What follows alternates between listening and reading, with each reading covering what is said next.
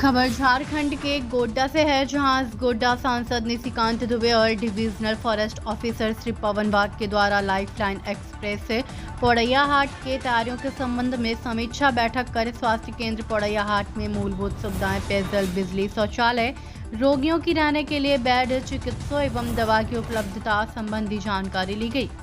यह कार्यक्रम जिला प्रशासन गोड्डा के सहयोग से इम्पैक्ट इंडिया फाउंडेशन के द्वारा हॉस्पिटल ऑन व्हील्स की तर्ज पर आधुनिक चिकित्सा सुविधाओं से युक्त रेलगाड़ी लाइफलाइन एक्सप्रेस के माध्यम से गोड्डा जिले के पोड़ैयाहाट रेलवे स्टेशन पर दिनांक 10/1/2025 से 25/1/2025 तक संचालित किया जाएगा। इसके अंतर्गत जिले वासियों को निःशुल्क चिकित्सा सुविधा उपलब्ध कराई जाएगी।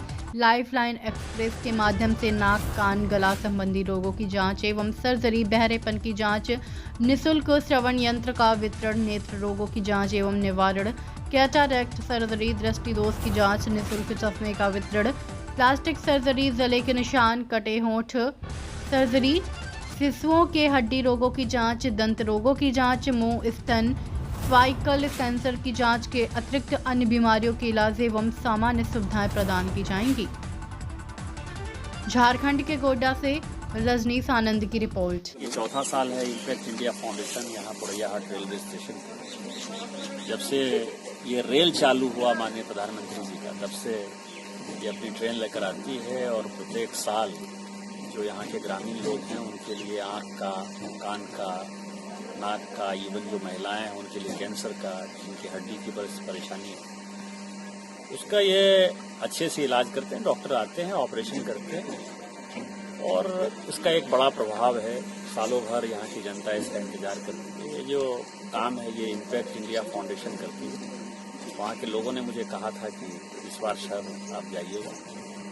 हमारे पिछले साल आपको ध्यान है कि चुनाव के कारण जो है हम नहीं आ पाए थे।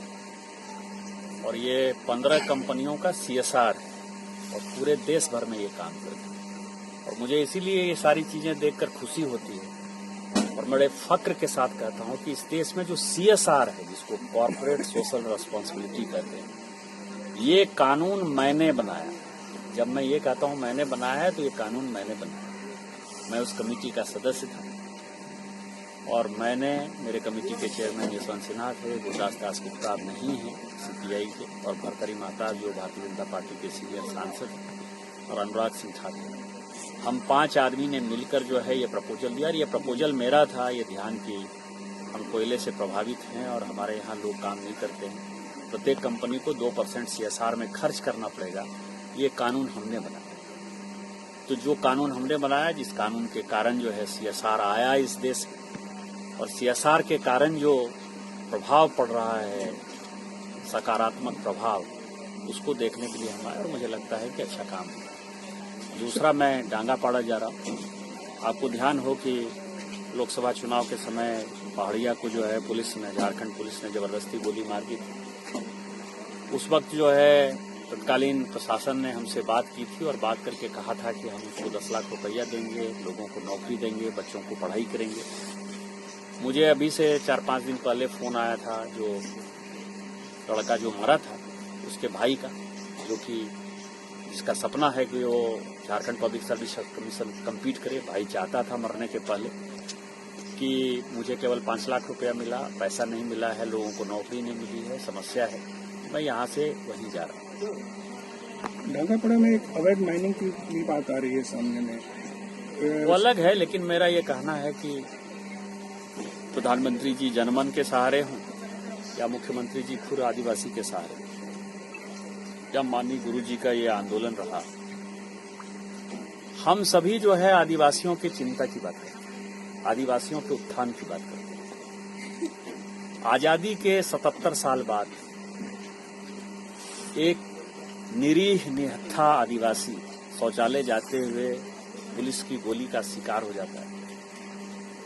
जो पुलिस अफसर गोली मारता है वो एक जाति विशेष का है। चुनाव में जो है वो एक व्यक्ति विशेष को सपोर्ट करता है और उस कारण से उसके ऊपर कोई कार्रवाई नहीं। जो आदिवासी मरता है उसके छोटे छोटे बच्चे हैं, पहाड़ी आदिवासी है, आदिम जनजाति है, उन बच्चों को पढ़ाई के लिए हम चिंता नहीं करते हैं। उसके वाइफ जो विधवा हो गई उसके लिए हम रोजगार की बात नहीं करते हैं। और उसके साथ जो कमिटमेंट होता है ये हम सभी पॉलिटिशियन को सोचने का विषय है। मैंने कह रखा है कि 6 महीने तक मैं राज्य सरकार के खिलाफ कोई बात नहीं करूंगा, तो आज भी नहीं करूंगा। चाहे मैं हूं, चाहे भारतीय जनता पार्टी राजनीति में है, चाहे झारखंड मुक्ति मोर्चा है, चाहे कांग्रेस है, ये सबों को सोचने के लिए बात है कि जब सरकार कोई कमिटमेंट करती है तो सरकार का कमिटमेंट होता है, तो व्यक्ति का कमिटमेंट होता है। तो उस कमिटमेंट को पूरा करना चाहिए और उस कमिटमेंट को पूरा करने में क्या समस्या है उसी को देखना है। सर एक है कि माननीय प्रधानमंत्री ने all India institute of medical science AIIMS जो है देवघर में डाल दिया है, तो सालों भर इस तरह के इलाज जो है एम्स देवघर में होते हैं, तो उनको इसकी आवश्यकता नहीं महसूस हो रही है।